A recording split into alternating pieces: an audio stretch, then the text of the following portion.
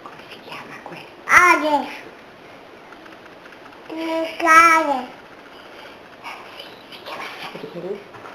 questo? Si chiama Ariel. Questo come si chiama? Questo come si chiama? Questi come si chiamano?